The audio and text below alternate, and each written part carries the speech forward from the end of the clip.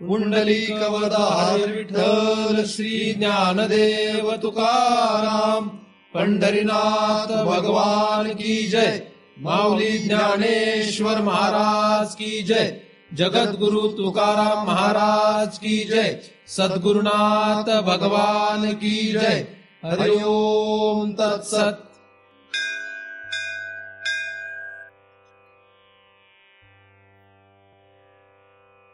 ध्यान मूलम गुरुमूर्ती, पूजा मूलम गुरुपदम, मंत्र मूलम गुरुर्वाक्यम, मुक्ती मूलम गुरु कृपा। ब्रह्मेवाहम अहम ब्रह्म न चाहम ब्रह्मणा पृथक, नाहम देहो न मे देहा केवलहम सनातन। या ठिकाणी आपण सर्वजण नेहमीप्रमाणे दृक् दृश्य विवेक या ग्रंथाचा अभ्यास करण्यासाठी एकत्रित जमलेलो आहोत। 39व्या श्लोकाचा आपण अभ्यास करीत आहोत। त्यातील पहिल्या चरणाचा आपण आतापर्यंत अभ्यास केलेला आहे। स्तब्धी भाव रसास्वादात तृतीय पूर्ववन्मतः यतै समाधिभि षड्भिः नयत कालम निरंतरम। हा जो श्लोक आहे, या श्लोकामध्ये 6व्या प्रकारची समाधी सांगण्यात आलेली आहे आणि या समाधीच्या द्वारे आपल्याला आपलं परमार्थाचं जे उद्दिष्ट आहे ते संपूर्ण करता येणं शक्य आहे। या 6 ज्या समाधी आहेत, या 6 समाधी आपल्या अभ्यासासाठी आहेत। एकूण जो परमार्थाचा हेतू आहे तो यातून पूर्ण व्हावा अशी अपेक्षा आहे। तर 6 समाधींचा आपण पुन्हा एकदा थोडक्यात विचार करूयात। पहिली जी समाधी आहे ती सविकल्प समाधी आहे आणि या सविकल्प समाधीमध्ये 2 भाग आहेत। एक म्हणजे शब्दानुविद आणि एक म्हणजे दृश्यानुविद। नंतर दुसरी जी समाधी आहे ती निर्विकल्प समाधी आहे। निर्विकल्प समाधी आणि सविकल्प 2 अशा एकूण 3 समाधी आहेत। चौथी समाधी जी आहे ती कुठली आहे? मागे एकदा आपला एक विषय झालेला आहे, त्यावेळेस आपण पाहिलेला आहे। एक आंतर आणि एक बाह्य। तर एक बाह्य समाधी आहे। बाह्य समाधीसाठी हृद्दी व बाह्य देशेपी या श्लोकाने ती समाधी सांगण्यात आलेली आहे। आणि नंतर अखंड एकरसम वस्तू सच्चिदानंद लक्षणम या 28व्या श्लोकामधून आंतर समाधी सांगण्यात आलेली आहे। आणि त्यानंतरची ही 6वी समाधी आहे स्तब्धी भाव। स्तब्धी भाव रसास्वादात तृतीय पूर्ववन्मत या भागामधून आपण हे पाहिलेलं आहे की मागे जी 3री समाधी आहे म्हणजे निर्विकल्प समाधी, या समाधीचं आणि हिच्यामध्ये समानता आहे। हे दोन्ही समाधी सारखेच आहेत। एकूण समाधीचा जो अभ्यास आहे, या समाधीच्या अभ्यासामधून आपल्याला सम अधिक अधि म्हणजे अधिष्ठानाशी सम होणे, म्हणजेच चराचराला व्यापलेला जो भगवंत आहे या भगवंताशी एकरूप होणे, हा त्याचा अर्थ आहे। असा अर्थ करून आपण या समाधींचा अभ्यास केलेला आहे। आणि ही समाधी योग मार्गामध्ये प्राप्त होणाऱ्या समाधीपेक्षा किंवा योग मार्गामध्ये समाधी प्राप्त करण्यासाठी लागणाऱ्या साधनांपेक्षा भिन्न आहे। म्हणजे या समाधीला लागणारे जी काही साधना आहे ती आणि योग मार्गाच्या समाधीला लागणारी जी साधना आहे ती एक नाही। त्यामुळे यामध्ये फरक आहे, हे साहजिकच लक्षात येण्यासारखं आहे। ज्याची जी ऐपत असते, ज्याचा जो अधिकार आहे, त्याप्रमाणे तो त्या समाधीचा अभ्यास करू शकतो। मग ती निर्विकल्प समाधी असो, सविकल्प समाधी असो किंवा बाह्य किंवा अंतर समाधी असो, अधिकारानुरूप तो त्या समाधीचा विषय हाताळू शकतो आणि पुढे पुढे त्याची गती होऊ शकते। किंवा एखाद्याचा हा अधिकार नसेल तर त्याचा जर योगमार्गाच्या समाधीने पुढे जाण्याचा अधिकार असेल तर तो त्याप्रमाणे सुद्धा प्रयत्न करू शकतो। समाधींचे प्रकार वाढवल्यामुळे हा विषय अवघड झाला असं नसून वास्तविक या अनेक प्रकाराने म्हणजे 6 प्रकाराने समाधीचे आपल्याला विविध रीतीने पर्याय उपलब्ध झालेला आहे। आणि म्हणून या कुठल्या तरी पर्यायाने, कुठल्या तरी संबंधाने आपण आपलं जे उद्दिष्ट आहे ते गाठू शकतो, असं या प्रकारांना धरून म्हणायला हरकत नाही। नाहीतर असं एखाद्याला वाटू शकतं की उलट हे 6 प्रकार दिल्यामुळे विषय अजून अवघड झाला की काय, पण वास्तविक तसं नाही। त्याच्याऐवजी अशा रीतीने आपण विचार करू शकतो की आपल्याला अधिक पर्याय उपलब्ध आहे की ज्यांच्याद्वारे आपण अधिक अभ्यास करू शकतो आणि ज्याची जशी ऐपत असेल त्याप्रमाणे तो विचार करू शकतो। निर्विकल्प समाधी आणि ही स्तब्धी भाव याचा आपण पुन्हा पुन्हा वेगळ्या पद्धतीने विचार केलेला आहे। त्यानंतर आपण पुढच्या चरणाकडे जाऊयात। यतहि समाधिभी षडभी, म्हणजे या प्रकारे आता आपण एकूण 6 समाध्यांचा अभ्यास केलेला आहे किंवा 6 समाध्यांचा आपण विचार केलेला आहे, त्यांचा आपण अभ्यास केलेला आहे. नयत कालम निरंतरम, म्हणजे या 6 समाधी ज्या आपण वर पाहिल्या, या 6 समाधींच्या अभ्यासामध्ये आपण कालक्रमण करायला पाहिजे, म्हणजे काल आपल्याला घालवला पाहिजे. म्हणजे या समाधीमध्ये आपल्याला उर्वरित वेळ आपली घालवायला पाहिजे, असं त्याचा अर्थ आहे.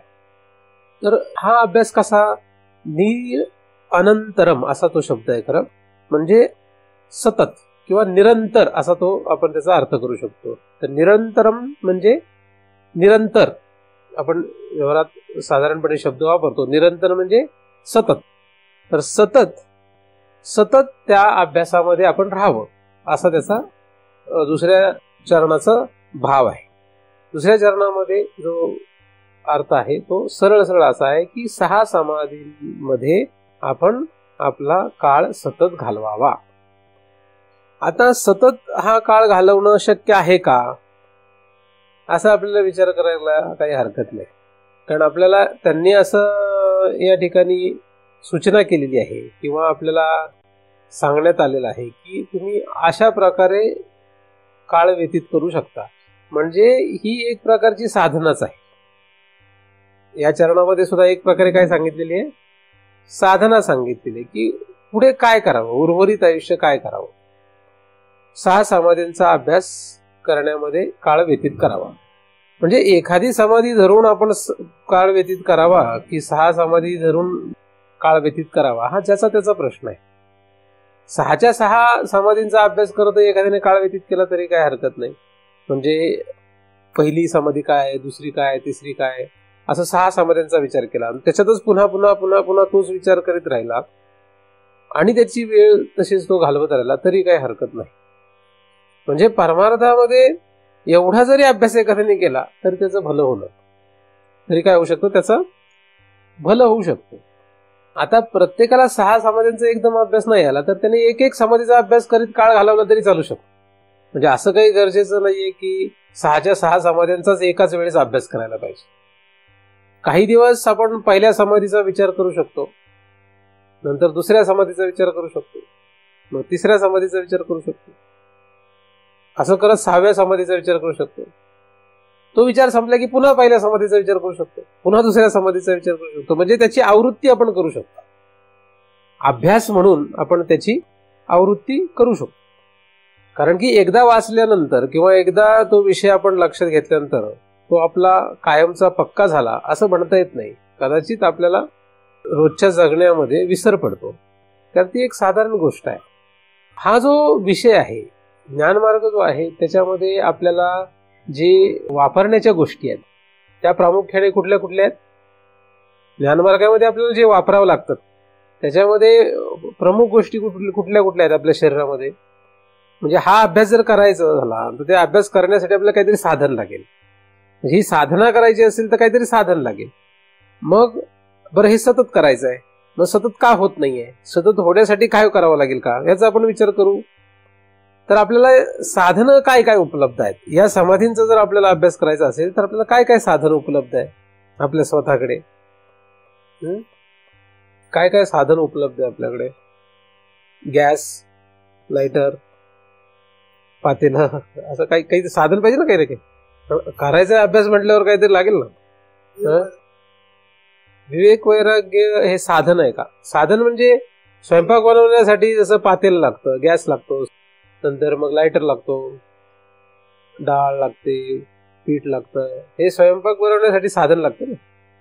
हे समाधी जर आपल्याला प्राप्त करायचे असेल तर आपल्याला काहीतरी साधन पाहिजे.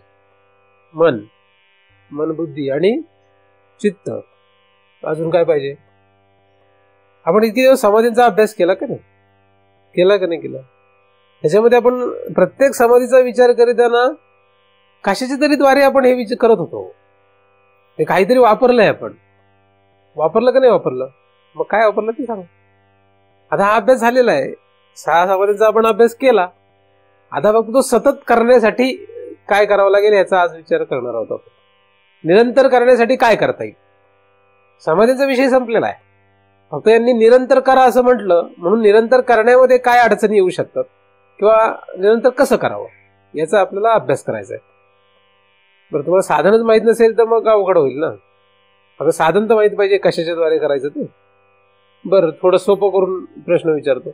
एक समाधीचा विचार करू. सविकल्प समाधी आपल्याला प्राप्त करायची असेल तर काय साधन पाहिजे आपल्याला, कशाच्या द्वारे आपल्याला करता येईल सविकल्प समाधी. सविकल्प समाधीचा अजून पुढे जाऊया. समजा आपल्याला दृश्यानुवित समाधी अभ्यास करायचा. सविकल्पामध्ये दृश्यानुवित सविकल्प समाधी. या समाधीसाठी आपल्याला काय साधन पाहिजे. साधन म्हणजे ज्याच्याद्वारे आपण ती प्रक्रिया करणार त्याला साधन असं म्हणतात.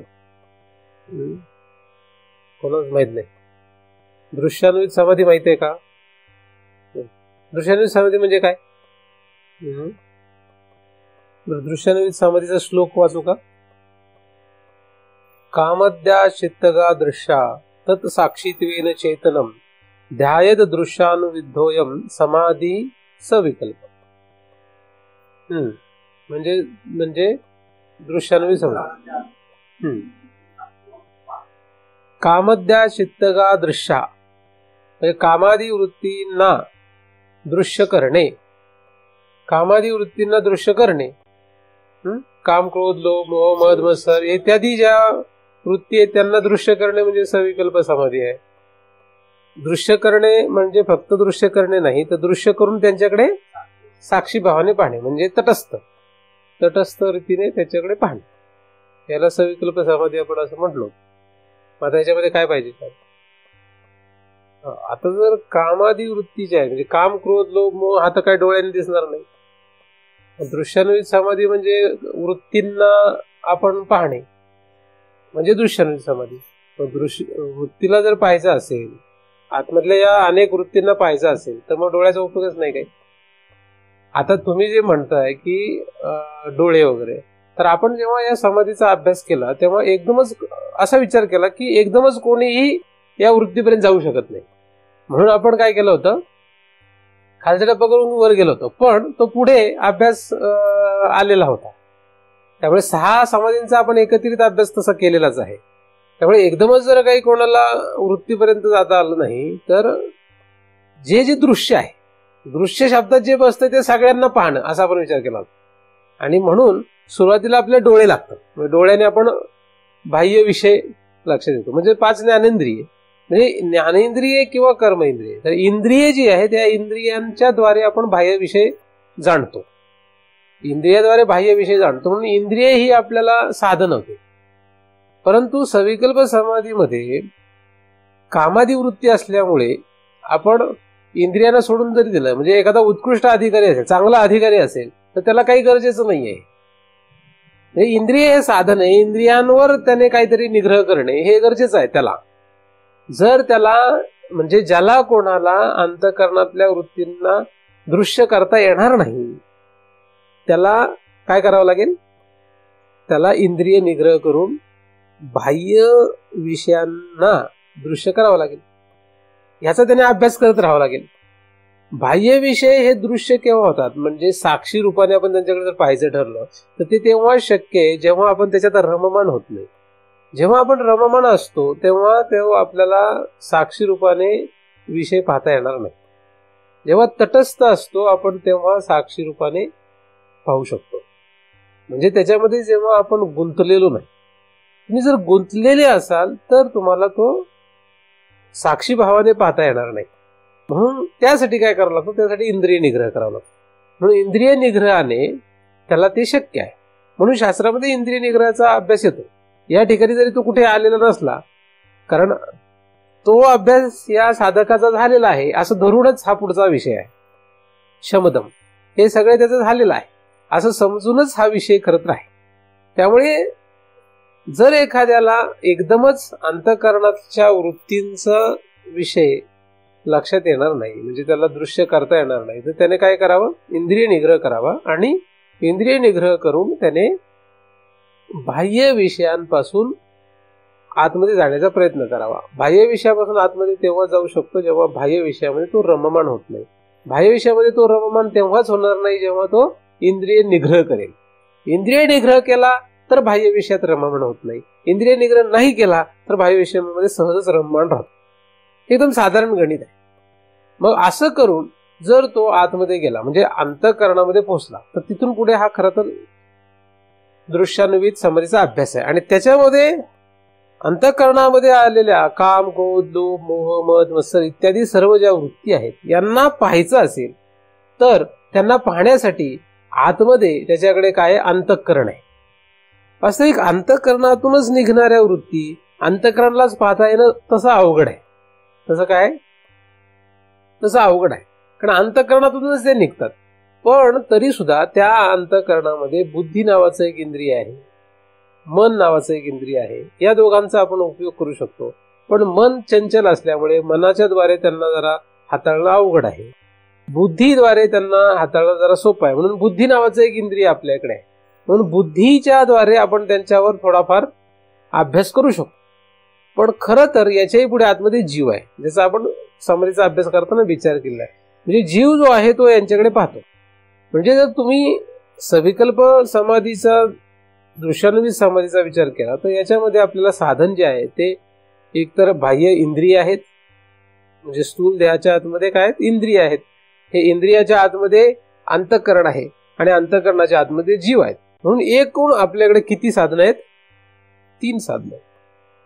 देह, देहादी इंद्रिये हे एक साधन आहे, अंतःकरण हे दुसरं साधन आहे आणि त्याच्या आतमध्ये जीव हे तिसरं साधन आहे. आणि हे ज्याच्या सोबत चिकटलेले आहेत त्यांचाही उपयोग तुम्हाला होऊ शकतो. हे सगळे ज्याच्या सोबत चिकटलेले आहेत, म्हणजे इंद्रिय कशाला चिकटलेले आहेत? स्थूल शरीराला चिकटलेले, म्हणून स्थूल शरीराचा उपयोग होऊ शकतो. स्थूल शरीराचा उपयोग होऊ शकतो. अंतःकरण कशाला चिकटलेलं आहे? अंतःकरण आणि इंद्रिय यांच्यामध्ये प्राण आहे, म्हणून प्राणाचा उपयोग होऊ शकतो. साधन म्हणून यांचाही उपयोग करता येऊ शकतो. ज्याला गरज असेल, ज्याला गरज वाटते, ज्याला गरज वाटत असेल त्याने त्याचा उपयोग करायला काही हरकत नाही. ज्यांना गरज असेल त्याने त्याचा उपयोग करायला काही हरकत नाही. यांच्या उपयोगाच्या द्वारे तो दृश्यान्वित समाधीचा सतत अभ्यास करू शकतो. म्हणजे खालून आतमध्ये जाईपर्यंत, जीवाने त्या वृत्तींना साक्षी रूपाने पाहेपर्यंत तो हा अभ्यास करू शकतो. पुन्हा पुन्हा पुन्हा पुन्हा पुन्हा तो अभ्यास करायला काही हरकत नाही. एक वेळ अशी याच्यात येणं अपेक्षित आहे की कायम, म्हणजे जागा असताना कायम या अंतःकरणातल्या वृत्तींना त्याला साक्षी भावाने पाहता आलं पाहिजे. आणि साक्षी भाव म्हणजे काय याचा आपण विचार केलेला आहे. त्या द्वंद्वामध्ये नसणं, म्हणजे या बाजूने किंवा या बाजूने, अशा दोन्ही बाजूने नसणं हा खरा साक्षी भाव असतो, असा आपण विचार केलेला आहे. म्हणजे त्यांच्याकडे त्यापासून निराळा या रीतीने पाहणं, म्हणजे त्यांच्यापासून वेगळा राहून. कारण साक्षी या शब्दाचा आपण त्यावेळेस अभ्यास केलेला आहे. साक्षी चेता केवलो निर्गुणश्च अशी साक्षी शब्दाची व्याख्या आहे. त्यामुळे तो निर्गुण आहे, म्हणजे तो त्यांच्यामध्ये गुंतलेला नाही असा त्याचा खरा अर्थ आहे. त्यामध्ये तो गुंतलेला नाही, त्याच्यात न गुंतणे. तर वृत्तीमध्ये, कामादी वृत्तीमध्ये न गुंतणे म्हणजे साक्षीभाव आहे. आणि त्यासाठी त्याला काय करावं लागेल? त्याला ह्या सगळ्यांचा उपयोग करायला पाहिजे क्रमाने. आणि सर्वात शेवटी जीव हे सर्वात उत्कृष्ट त्याच्याकडे साधन आहे. आणि आपण ते जीव आहोत. तुम्हाला मी शरीर आहे असं जर वागण्यातून, आचरणातून लक्षात असेल तर तुम्हाला स्थूल शरीराला किंवा इंद्रियांना धरून अभ्यास करावा लागेल. सतत अभ्यास करण्यासाठी आपण स्वतःला काय समजतो यानुसार तो अभ्यास करावा लागेल. आपण स्वतःला जर हे शरीर समजत असू, तोंडाने बोलण्याने वगैरे नाही, आपल्या रोजच्या आचरणामध्ये जर आपण या स्थूल शरीराला मी समजत असू तर आपल्याला स्थूल शरीराला धरूनच पहिल्यांदा अभ्यास करावा लागेल. इंद्रियांना धरून अभ्यास करावा लागेल, मग अंतःकरण आणि मग जीव आहे. असा क्रमाने आतात जात जीवाने सतत हा विचार करत राहावा. जाग झाल्यापासून झोपेपर्यंत जीवाने हा विचार करावा की या सर्व वृत्तींना मी काय आहे? साक्षी आहे.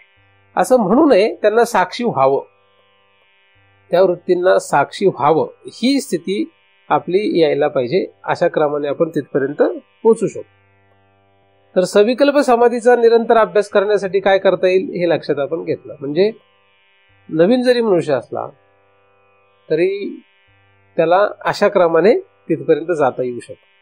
दुसरी जी समाधी होती ती आपली शब्दानुवित समाधी होती. मग शब्दानुवित समाधीमध्ये काय सांगण्यात आलं होतं? असंग सच्चिदानंदा स्वप्रभो द्वैत वर्जिता अस्मिती शब्द विद्धोयम समाधी सविकल्पका. असंग सच्चिदानंद स्वप्रभो द्वैत वर्जित अस्मिती शब्द विद्धोयम समाधी सविकल्प. म्हणजे असंग सच्चिदानंद स्वप्रभो द्वैत वर्जित हे जे सगळे शब्द आहे या शब्दांना धरून ते मी आहे असं त्याने अभ्यास करणं. त्या शब्दांना धरून. आता शब्दांना धरून असल्यामुळे इतर कशातले कुठल्याही साधनांचा काही विचार आला का? नाही. मग इथे कुठली साधनं लागणार आहे आपल्याला?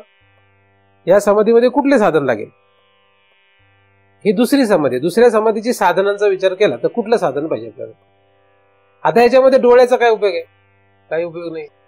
दुसऱ्या समाधीला डोळ्याची काही गरज नाही. डोळा, हात, पाय, नाक, हे तोंड याची काही कशाची गरज आहे? कशाची गरज नाही. म्हणजे स्थूल शरीराचीच त्याला अपेक्षा नाही. फक्त जागृत असणं ही अपेक्षा आहे. आपण जागा पाहिजे. म्हणजे स्थूल शरीर जागा असावं एवढंच त्याचा उपयोग आहे. बाकी त्याचा काही उपयोग नाही. म्हणजे याच्याद्वारे काय करावं, असं करा का असं करा असं काही नाही. पहिल्या समाधीत तरी आपल्याला गरज पडू शकते एकदमच आतमध्ये प्रवेश नाही करता आला तर. पण दुसऱ्या समाधीमध्ये तर स्थूल शरीराची किंवा त्याच्या इंद्रियांची काही गरज नाही. मग कशाची गरज आहे? कशाची गरज आहे? आता वाचली ना मी समाधी म्हणजे काय. समाधी वाचली ना आता. मग त्याच्यानुसार तुम्ही सांगू शकता. असंग सच्चिदानंद स्वप्रभो द्वैत वर्जिता अस्मिती शब्द विद्धोयम समाधी सविकल्प असा श्लोक आहे. विचार त्याचं ते फल आहे. विचार करत राहणे. पण ते त्याला काय लागणार? तर कशाने करणार? अच्छा, विचार जीवाने करतो आपण. कशाने करतो? मन आणि बुद्धी. म्हणजे ह्याच्यामध्ये पुन्हा बुद्धी आहे. म्हणजे अतिइंद्रिय जे आहेत अतिइंद्रियातली बुद्धी प्रमुख. काय? मन आपण नाही धरलं तरी चालेल. बुद्धी एक जरी धरलं तरी काय हरकत नाही. बुद्धीने आपण विचार करीत असतो.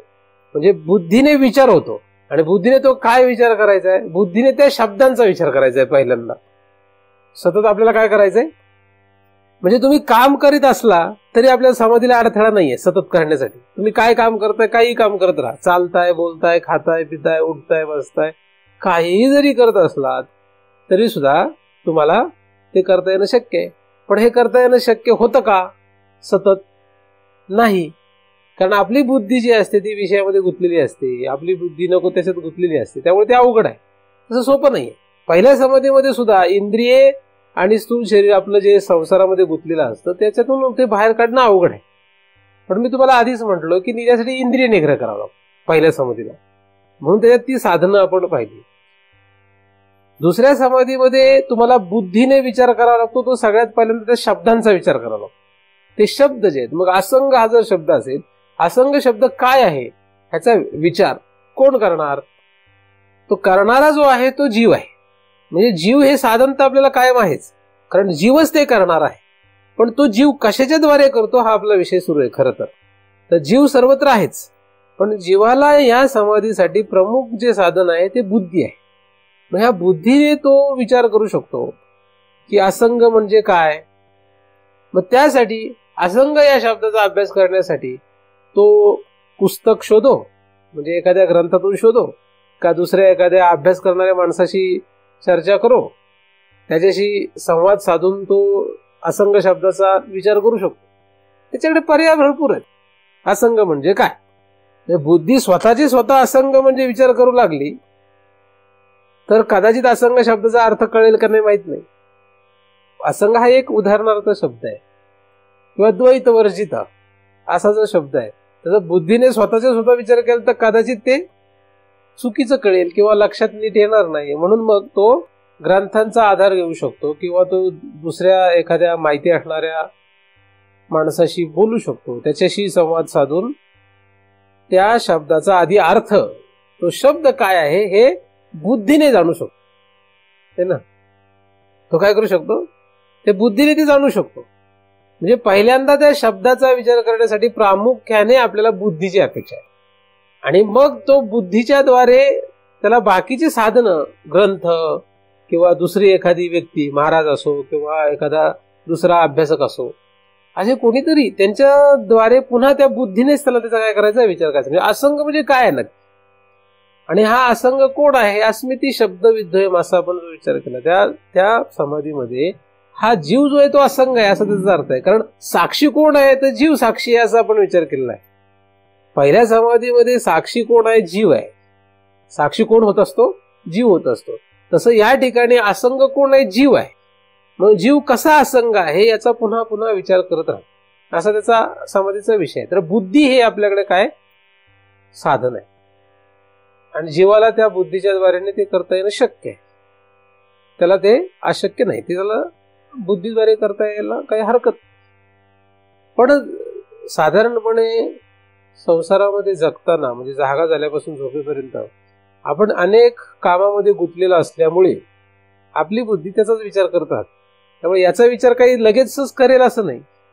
आपला रोजचा जो जगण्याचा विषय आहे तो असा आहे की आपण कधीही या शब्दांचा विचार केलेला नाही. आपल्याला लहानपणापासून काही कोणी शिकवलं नाही. असंग, सद्रूप, चिद्रूप, आनंदरूप असं आपल्याला कोणी शिकवलं नाही. त्यामुळे आपण रोजच्या जगण्यामध्ये त्याची अपेक्षाच करू शकत नाही की आपल्याला ते कळेल म्हणून, किंवा आपण त्याचा विचार करू शकतो. तो विचार करण्यासाठी आपल्याला रोजच्या जगण्यामध्ये कुठेतरी ते आणावं लागेल. एकदा का तुम्ही ग्रंथातून वाचलं किंवा माझ्यासारख्या माणसाकडून ऐकलं, त्यानंतर तुम्ही एका ठिकाणी शांत बसूनही तो विचार करू शकता. मग त्यावेळेस डोळे बंद असले तरी चालतात, कान बंद असले तरी चालतात. ज्याला तो शब्द कळला, ज्याला त्या शब्दाविषयी काहीतरी माहिती झाली, त्याला त्या शब्दावर पुन्हा पुन्हा विचार करण्यासाठी पुढे डोळ्याची गरज नसते, कानाची गरज नसते.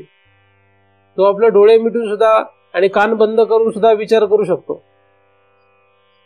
तर त्या शब्दांची माहिती घेऊन आतमध्ये, बुद्धीमध्ये त्याचा पुन्हा पुन्हा पुन्हा पुन्हा विचार करत राहणं, हे सतत करणं अपेक्षित आहे. जितकं तो सतत करत राहील, जितकं तो पुन्हा पुन्हा करत राहील, तितका तो स्पष्ट होत जाईल. आणि मग जीव कसा असंग आहे हे त्याला लक्षात यायला लागेल. हा समाधीचा अभ्यास आहे, म्हणजे पुन्हा पुन्हा त्याला आपल्याला करत राहणं गरजेचं आहे. तिसरी समाधी जी आहे ती निर्विकल्प समाधी आहे. आता निर्विकल्प समाधी म्हणजे काय, ज्या ठिकाणी या आधीचे दोन्ही गोष्टी आपण धरलेल्या नाहीत. या दोन गोष्टींना आपण वजा केलेला आहे. स्वानुभूती रसावेशात दृश्य शब्दा उपेक्षितु निर्विकल्प समाधी स्यात् निवातस्थित दीपवत. तर स्वानुभूती रसावेश आणि दृश्य शब्दा उपेक्षितु, हे पहिल्या दोन समाधीचं त्यांनी उपेक्षा करणं अपेक्षित आहे. त्यांची उपेक्षा करायला पाहिजे असा आपण विचार केलेला आहे, आणि मग त्याला ती समाधी प्राप्त होऊ शकते. स्वानुभूती रसास्वाद. आता या ठिकाणी साधन काय, स्वानुभूती रसावेशात, रसावेश, स्वानुभूती रसावेश, दृश्य शब्दा उपेक्षा, स्वानुभूती रसावेश, दृश्य शब्द सविकल्प समाधी उपेक्षा, म्हणजेच निर्विकल्प समाधी. आता ह्याच्यात साधन काय, या ठिकाणी पुन्हा आपण बुद्धीचा वापर करू शकतो, पण तो तात्पुरता आहे. जसं पहिल्या समाधीमध्ये इंद्रिय आणि यांचा वापर आपण तात्पुरता करून सोडून देतो, दुसऱ्या समाधीमध्ये बुद्धीचा जास्त वापर करतो, तसं या तिसऱ्या समाधीमध्ये आपल्याला बुद्धीचा वापर तात्पुरता करता येऊ शकतो, त्याला नंतर सोडू शकतो. कारण ते स्वानुभूती असल्यामुळे स्व हा शब्द जीवाशी संबंधित आहे, म्हणून जीव हेच साधन आहे ते खरं तर. कारण त्याला स्वतःचा अनुभव घेण्यासाठी दुसरं साधन नको, मीच मला पाहण्यासाठी दुसरं काही साधन नको. म्हणजे मीच मला लक्षात घेण्यासाठी काय लागतं, आपणच आपल्याला ओळखण्यासाठी काय लागतं, काही लागत नाही. तसं स्व अनुभव जो आहे असा विषय तिथे आहे निर्विकल्प समाधीमध्ये.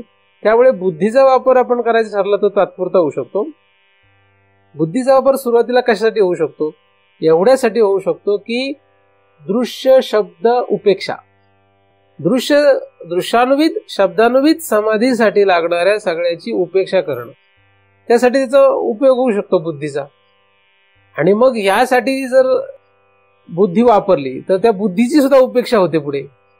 म्हणजे बुद्धीची गरज पडत नाही, कारण बुद्धीने ते केलं होतं. मग आता ज्याच्याद्वारे ते केलं, जे करायचे त्याचीच उपेक्षा असल्यामुळे ज्याच्याद्वारे केलं त्याची पण उपेक्षा आपोआपच होईल, म्हणजे बुद्धीची सुद्धा उपेक्षा होते. म्हणजे बुद्धी हे साधन सरतं, ते राहत नाही, आणि फक्त जीव हे साधन राहतं. म्हणजे जीवाने जीव जाणावा, म्हणजे मीच मला जाणावा, मीच माझा रस स्वाद घ्यावा, असा त्याचा अर्थ होतो. स्वानुभूती रसावेश म्हणजे काय? मीच माझा स्वाद घेणे, मीच माझा रस घेणे, असा त्याचा अर्थ होतो. मग त्यासाठी साधन काहीच नाही. माझा बुद्धी नसली तरी चालते. आपल्याला विचार करण्यासाठी पहिल्यांदा बुद्धी लागते, पण नंतर बुद्धी लागत नाही. बुद्धीद्वारे इतर सगळं जाणलं जातं, पण बुद्धीद्वारे आपणच आपल्याला जाणण्याची गरज नाही, कारण बुद्धीला सुद्धा जाणणारे आपण आहोत. हे लक्षात येतं तेव्हा लक्षात आलं पाहिजे, तेव्हा येईल ते लक्षात. आता येईलच असं नाही, आता फक्त ते ऐकता येईल. पण जेव्हा हे लक्षात येतं की बुद्धीला आपण जाणतो, जी बुद्धी सर्व जग जाणते त्या बुद्धीला जाणणारे आपण आहोत, हे लक्षात आलं म्हणजे ती समाधी लागते. म्हणजे त्या समाधीमध्ये, निर्विकल्प समाधीमध्ये प्रमुख साधन काय आहे? आपण स्वतः, म्हणजे जीव. आपण स्वतःच साधन आहे. मग आपणच आपला विचार किती वेळ करता येणं शक्य आहे? सतत करता येणं शक्य आहे का? आपणच आपला विचार सतत करता येणं शक्य आहे का? नाहीये. तर ते प्रयत्नपूर्वक करावा लागतो. आपणच आपला विचार किती वेळ करू शकतो? आपण आपला विचार सोडून अख्ख्या जगाचा विचार करतो. आपण काय करतो? आपला विचार सोडून जगाचा विचार करतो. जगाचा विचार करतो हे जरा चांगलं बोलणं आहे. त्याच्यापेक्षा दुसरा शब्द काय आहे? आपण आपला विचार सोडून जगाची उठाठेव करतो. आपल्याला काय आहे? आपल्याला हाऊस कशामध्ये आहे? जगाची उठाठेव करण्यात हाऊस आहे. म्हणून आपल्याला निर्विकल्प समाधी प्राप्त कधीच करता येणार नाही. म्हणून जो आपलाच आपण विचार करू शकतो त्यात तो अधिकारी आहे, आणि ते सतत करायचं आहे. आणि आपल्याला खोड मात्र निराळी आहे. आपल्याला खोड कसली? आपल्याला जगाचा विचार करण्याची खोड आहे. दोन भाग आहेत त्याच्यामध्ये. एक भाग म्हणजे आपण कोणाच्या तरी व्यवस्थेसाठी, काळजीसाठी जगाचा विचार करतो, हा एक भाग आहे. आणि दुसरा म्हणजे आपल्याला काही उद्योग नाही म्हणून करत बसतो, हा एक दुसरा भाग आहे. तर सुरुवातीला कमीत कमी कुठलं सोडून द्यावं? हा काय करतो, तो काय करतो, ह्याचं काय झालं, त्याचं काय झालं, हे काय करत असेल, तो काय करत असेल, यांनी असंच का केलं, त्यांनी तसंच का केलं, अशी काय आपल्याला उठाठेव सुरू असते. आणि ती किती वेळ करतो दिवसातून आपण? जवळजवळ दिवसभर हेच उद्योग आहे आपल्याला. बऱ्याच लोकांना तर झोप पण लागत नाही नीट. त्यांना विचारलं काय रे, काय झालं, का झोप लागत नाही, तर त्याला हीच उद्योग असतो. त्याला कुठला उद्योग असतो? म्हणजे जेवढ्या लोकांना झोप लागत नाही वेळेत, त्या सगळ्यांना हा उद्योग असतो. ह्याचं कसं व्हायचं, त्याचं कसं व्हायचं, है ना. हा काय करत असेल, तो काय करतो, याने असंच का केलं, त्याने तसंच का केलं, याने असं का नाही केलं, याने तसं का नाही केलं. आपल्याला संख्या कमी नाहीये. आपलं स्वतःच्या घरातला विचार संपला तर शेजारच्या घरातला, शेजारच्या घरातला संपला तर आपल्या शहराचा झालं की राज्याचा, राज्य झालं की देशाचा, देशाचा झालं की दुसऱ्या देशाचा. मग याने तसंच करायला पाहिजे, त्याने तसंच करायला पाहिजे. आपण विचार केल्याने काही तसं होत नाही. म्हणजे ट्रम्पने काय करायला पाहिजे होतं असा विचार करत होतो. तो ट्रम्प आपल्याला कधी भेटणार नाही, आपणही त्याला कधी भेटणार नाही, आपण कधी अमेरिकेत जाणार नाही, तो काही आपल्या घरी येणार नाही. पण तरी आपण ट्रम्पचा विचार करतो आणि त्याच्यासाठी साधनं शोधतो. मग पेपर, टीव्ही. लोक म्हणतात बघा टीव्हीला काय चाललंय, बघा पेपरमध्ये काय चाललंय. नाही, माहीत असायला पाहिजे. काय माहीत करून काय करणार आहे? समजा माहीत असायला पाहिजे. माहीत झालं काय होईल त्यांनी? आता जरा अवघड विषय तसं. ज्याला स्वानुभूती रसावेश पाहिजे त्याला ह्याला सोडावं लागतं. तुम्ही पेपर वाचताय तर अख्ख्या जगाची उठाठेव करता. तुम्हाला पेपर वाचल्याशिवाय काही लोकांना करमतच नाही. आणि मला पण ते म्हणतात महाराज पेपर वाचायला पाहिजे रोज. पेपर, न्यूज, म्हणजे अख्ख्या जगाची उठाठेव आपल्याला लक्षात ठेवावी लागते. काल काय झालं, उद्या काय होणार, है ना. हे सगळं आपल्याला त्याच्याशिवाय करमतच नाही काही. म्हणून टीव्ही आणि पेपर या दोन गोष्टी आपलं वाटोळे करणारे आहेत खरं तर. पण जगात तुम्हाला जगायचं असेल त्या दोन गोष्टीशिवाय जमणार नाहीये. मग तुम्हाला ठरवायचंय की तुम्हाला स्वमध्ये जायचंय का जगामध्ये राहायचं. हे निर्णय कोणाचा असतो? तो तुमचा निर्णय असतो. म्हणून तुम्ही जर टीव्ही बंद करून टाकला आणि पेपर बंद करून टाकला तर तुमचं बरंच काम होईल. बरंच काम होईल म्हणजे जगामधून तुम्ही नाहीसे व्हायला लागाल. म्हणजे रोज आपण चालता चालता तो मनुष्य विचारतो का रे काल मॅच कोणी जिंकली माहितीये का? तो नाही, मॅच कोणी जिंकली माहिती. मॅच कोणी जिंकली त्याला माहितच नाहीये.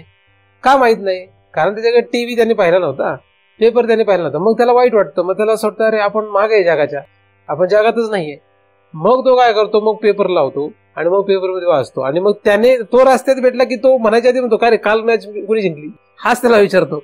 म्हणजे जगाच्या उठा टीव्ही मध्ये इतके गुंतून घेतलेले आहोत आपण, कोणी जिंकली कोणी हारलं तर आपल्याला काही फरक पडत नाही. असं पण वर्ग आहे व्यवहारामध्ये. ते म्हणतात कशाला डोक्याला शीन करून घ्यायचा.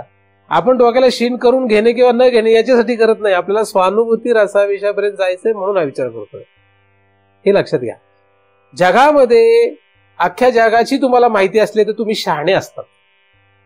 परमार्थामध्ये तुम्हाला तुमची माहिती असेल तर तुम्ही शहाणे आहात.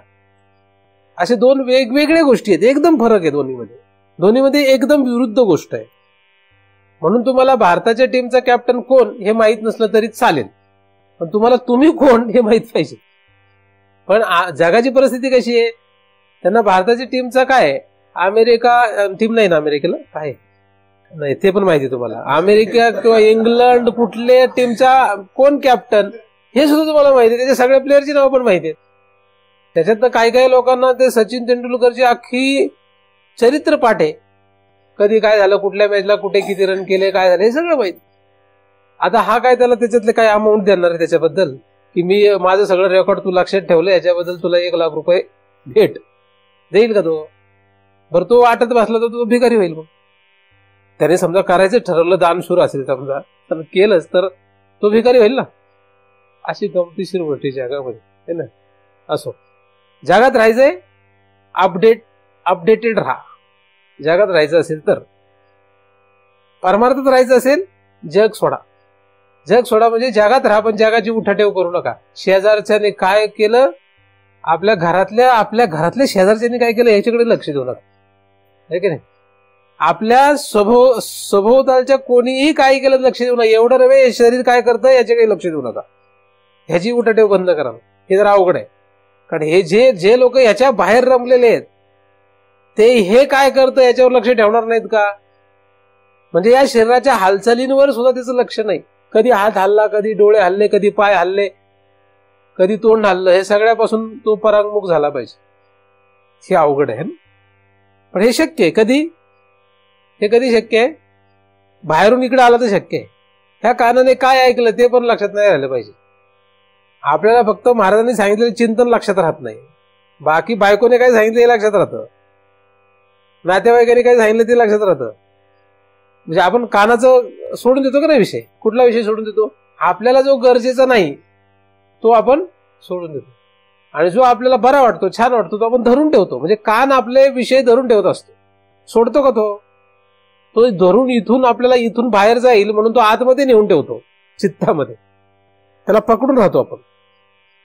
हे सगळं वाटोळं करून घेण्यासारखंच आहे सगळं. तर बाहेर जगामध्ये काही होत आपलं त्याच्याकडे काय नसावं, आपलं त्याच्याकडे लक्ष नसावं. पुढच्या क्षणाला ते विसरलं पाहिजे, सोडून दिलं पाहिजे. म्हणून काही आपल्याला माहित नसलं जगातलं तरी चालेल, नव्हे याने होणाऱ्या काही क्रिया पण सगळ्या ह्या शरीराने केलेल्या सगळ्या क्रिया पुढच्या क्षणाला विसरल्या पाहिजे. काय झालं पाहिजे, आणि याच्या आतमध्ये असलेले सूक्ष्म शरीराचे सगळे विचार काय झाले पुढच्या क्षणाला विसरले पाहिजे. मग हे जर यांच्यावरून जर सगळं लक्ष बाजूलाच गेलं तर लक्ष कुठे जाईल, मग स्वकडे लक्ष जातं. आणि स्ववर लक्ष दिलं पाहिजे. लक्ष कशात दिलं पाहिजे, स्ववर लक्ष देण्यासाठी, म्हणजे जीवावर, म्हणजे स्वतःवर लक्ष देण्यासाठी या सगळ्यांवरचं लक्ष काढावं लागतं. ते आपण काढू शकत नाही, कारण तुम्ही काही लोकांवर असं लक्ष ठेवलंय की तुम्हाला असं वाटतं मेल्याशिवाय आपण त्यांचं लक्षच काढू शकत नाही. असं तुमचा भ्रम तयार झालाय. म्हणजे काय, ज्याने लग्न केलं असेल त्याला वाटतं आपल्याला बायकोला शेवटपर्यंत सांभाळावं लागणार. जर मुलं बाळा निर्माण केली असेल तर त्यांना वाटतं आता मरेपर्यंत हे आपल्या मागून जाणारच नाही. तुम्ही नाही म्हटलं तरी जग तुम्हाला सांगेल, कारण महाराजांचं ऐकून तुम्ही ठरवलंच की आता यांच्याकडे लक्ष नाही द्यायचं, तरी सुद्धा तुम्हाला अख्खं जग सांगेल. तुमच्या अनंत जन्मांचे संस्कार तुम्हाला सांगतील की आता मरेपर्यंत यांच्यावर आपण लक्ष काढू शकत. तुम्ही कितीही चिंतन ऐकले तरी तुमचा जीव तिथेच गुंतून राहणार. म्हणजे लक्ष तुमच्या जीवाकडे नाही जात, तुमचं कुठं जातं, मुलावर जातं, मुलीवर जातं, नातवंडावर जातं, संपत्तीवर जातं, प्रॉपर्टीवर जातं, है ना. तिथून लक्ष बाजूला निघेल का. काय काय लोक तर प्रॉपर्टीसाठी भांडणं पण करतात. ते तर फारच म्हणजे नीच वर्गातले लोक. पण स्वतः काही कमवलेलं नाही, प्रॉपर्टी वडिलोपार्जित, हे नीच वर्ग आहे, नरकाला जाणारे लोक आहे सगळी. कारण सब भूमी गोपाल की आहे. चुकून दुर्दैवाने का सुदैवाने तुमच्या नावावर वडिलोपार्जित लागली, आता तुम्ही त्याच्यामध्ये जीव गुंतून बसले. परमार्थ कुठला आलाय? परमार्थ वगैरे काही नाही तुमच्यासाठी. तुम्ही ऐकायला गंमत आहे तुमच्यासाठी. हे काय फक्त हा टाइमपास सुरू आहे तुमचा. या सगळ्यामध्ये जर आपण गुंतून राहिलो तर आपल्याला स्व अनुभव येऊच शकत नाही. तुम्हाला जगातला कोणीही जरी उद्धार करता आला तरी ते करता येणं त्याला शक्य नाही. साक्षात भगवंत सुद्धा अशा जीवाचा उद्धार करू शकत नाही. त्यासाठी काय करावं लागतं? स्वानुभूती रसावेश, म्हणजे ही जी निर्विकल्प समाधी आहे त्यासाठी साधन काय आहे? फक्त तुम्ही आहात, तुम्हीच फक्त साधन आहात. आणि मग ह्याच्यातला सगळ्यातला जीव कोण काढणार आहे? तुम्हीच काढणार आहे, दुसरं कोण काढणार आहे? कोण काढणार आहे? सुरुवातीला बुद्धी उपयोगात आणू शकतो, नंतर त्या बुद्धीतही जीव गुंतवायचं नाहीये. कारण बुद्धीच्या द्वारे जे जे होणार आहे ते सगळं भ्रमात्मक आहे. ते बुद्धी जे आहे ती सगळी फसवणूक करणारी आहे. हे लक्षात घेऊन त्या बुद्धीतही जीव गुंतलेला नाही. म्हणून बुद्धी काय म्हणते ते असू दे. कारण आपल्याला त्या बुद्धीचा फार मोठा भ्रम असतो. बुद्धीचा भ्रम आपला असा आहे की आपल्याला असं वाटतं की मी म्हणेल तेच खरं, म्हणजे बुद्धी खरं. आपल्याला काय वाटतं? मी म्हणेल तेच खरं आहे, बाकी सगळे मूर्ख आहेत, आपण शहाणे आहोत फक्त जगात, असा भ्रम सगळ्यांना असतो. सगळ्यांना असे तर माझा कोणाला करता येत नाही. तो भ्रम कशामुळे? तर बुद्धीमुळे. आणि हा भ्रम निघाला असं काही नाहीये, आपणच शहाणे असं काहीही नाहीये. हे लक्षात येण्यासाठी काय करावं लागेल? स्व लक्षात घ्यावं लागेल. मग लक्षात येते ते बुद्धीचा नुसता खेळ येतो. आपल्याला जे कळतं आणि आपण ज्याच्यामुळे आपण शहाणे आहोत असं म्हणतो ते बुद्धीचं काय आहे? फक्त जाणणं आहे कशाचं तरी. बुद्धी ते कशाला तरी जाणून तसं भ्रम निर्माण करत असते. म्हणून त्या बुद्धीला सुद्धा सोडावं लागतं पुढे. म्हणजे जसं या शरीराच्या बाहेर पडलेल्या सर्व संसाराची उठाठेव बंद करावी, तशी या शरीराची उठाठेव बंद करावी. बंद करावी म्हणजे याच्यात लक्ष देऊ नये. जसं यांच्यातली उठाठेव बंद करावी म्हणजे काय? म्हणजे कोण काय करतो, कोणाचं काय होणार, कोणाचं कसं होणार, या सगळ्यातून पूर्णतः लक्ष काढून टाकावं. सुरुवातीला बुद्धीने काढावं, नाही शक्य झालं एकदम जीवाने तर. म्हणून आपलं पोरगं काय करतं, आपली बायको काय करते, आपला नवरा काय करतो, महाराज काय करतात, त्यांना काही लोकांना तो पण उद्योग असतो. हे सगळं काय करावं? पूर्णतः काढून टाकावं. काय करायचं ते कर म्हणतो. मग आपल्याला दुसरे आपले आजूबाजूचे येऊन म्हणतात असं कसं चालेल, महाराज तुम्ही काही ऐकताय, महाराज काही म्हणतील हो, आपल्याला तर करावं, बघावंच लागणार. याने काय केलं, त्याने काय केलं, ह्याचं कसं झालं, त्याचं कसं झालं. तुम्ही बंद करणार आहे काय? करू शकता का नाही बंद? हे का आत्ता फक्त चिंतन होईपर्यंत बंद करू शकता? घरी गेल्यानंतर परत म्हणणार तुम्ही कला असं का केलं, तसं का केलं, हे का केलं, ते का केलं. काय करायचं ते कर म्हणायचं. ते म्हणलं सगळं जाळून टाकू का? जाळून टाक, सगळं फुकून टाकू का? सगळं सगळं फुकून टाक. सगळं उभारू का? चांगलं चांगलं करू का? चांगलं कर, मस्त कर म्हणायचं एकदम, है ना. पण आपल्याला जगातली लोक तशी गप्प बसून ते आपल्याला त्यात इन्व्हॉल्व करतात. त्यांच्यामध्ये काय करतात? आपल्याला त्यांच्यामध्ये घेतात. आता मी तुम्हाला सगळ्यांना माझ्यासारखं करून घेतलंय का नाही? मग तुम्ही किती वेळ राहणार माझ्यासारखे? 1 तासानंतर तुम्ही जिथे जाणार त्यांच्यासारखे होणार का नाही? मग त्या लोकांचा उद्देश काय आहे? या सगळ्यामध्ये आपण गुंतून राहायचंय. बरं किती दिवस राहणार गुंतून? यांची उठाठेव किती दिवस करणार तुम्ही? फक्त मृत्यू येईपर्यंत करणार. किती दिवस? मृत्यू येईपर्यंत. त्यामुळे सावध व्हा, वेड्यासारखं वागू नका. तुम्ही माझ्या बऱ्यापैकी मोठे दिसतात लोक, त्यामुळे तुम्हाला असं म्हणणं चांगलं नाही वाटत. खरं मृत्यू येईपर्यंतच आपण उठाठेव करू शकतो यांची. अहो नाही, ते करावंच लागतंय, जावंच लागतंय, करावंच लागतंय असं लोक मला सांगतात. महाराज तुमची निराळी गोष्ट आहे, आम्हाला ते करावंच लागतं. मग राहा संसारामध्ये. मग कशाला विनाकारण गप्पा करता या? मग कशाला विनाकारण हे करायचं ना? करावंच लागतंय. मग तुझ्यासाठी हा विषय नाही, कारण प्रवास तर सुरू करावा लागेल. उद्बत्ती ओळली देवाला म्हणजे परमार्थ नव्हे, तो परमार्थ आपला नव्हे. देव खंगाळले म्हणजे परमार्थ नव्हे. तुमच्या घरात देवाचा फोटो लावला, मूर्ती ठेवली आणि तुम्ही पूजा करू लागले म्हणजे परमार्थ. ही साधारण माणसाची कल्पना आहे. हा पारमार्थिक विषय वेदांतामध्ये नाहीये, आलं लक्षात. त्यामुळे तुम्ही उद्बत्ती ओळू नका. पाहिजे तर जगाची उठाठेव बंद करा. पहिल्यांदा जगाची उठाठेव बंद, मग याची उठाठेव बंद, मग तुम्ही उद्या म्हणाल की नाही आम्ही सगळ्या जगाची उठाठेव बंद केली. जगाची उठाठेव बंद केली म्हणजे मी तुमच्या नातलगा सकट तुमच्या पोराबाळांची सगळ्यांची उठाठेव बंद करा असं म्हणतो. तुमच्या जग या कल्पनेमध्ये जर फक्त भारताच्या बाहेरचे देश असतील तर मग तुमची कल्पना फारच गमतीशीर आहे. जग म्हणजे या शरीराच्या बाहेरचं सगळं. मग त्याच्यात तुमची मुलं पण आली, तुमची संपत्ती पण आली. म्हणून बँक बॅलन्स किती आहे सारखं तपासू नका. असेल तर असेल, मला माहितच नाही माझ्या कुठल्या अकाउंटवर किती पैसे आहेत. आलं सर, आपली किती प्रॉपर्टी आहे, आपल्याला किती पोरं आहे हे पण लक्षात ठेवू नका. बायकोने विचारलं तुम्हाला आठवतंय किती पोरं आहे, म्हणायचं मलाच आठवे नाही किती पोरं आहे. बायकोने विचारलं मला माझं नाव सांगा बरं, त्याला म्हणजे मला थांब जरा विचार कोण तुझं नाव काय. इतकी उठाठेव बंद करावी म्हणजे आपल्या समोर आपलं पोरगं आल्यानंतर आपल्याला त्याचं नाव आठवू नये. त्याला विचार कोण आहे तू, असं वाटलं की तुम्ही उत्कृष्ट अधिकारी झाले. काय झालं पाहिजे, बायको जर समोर आली चहाचा कप घेऊन तर म्हणजे कोण आहे तू, गमतीन नका म्हणू, खरं तशी अवस्था झाली पाहिजे. म्हणजे खरी उठाठेव बंद झाली. कारण आपल्याला कळणारच की कोण आहे आता हे सगळे.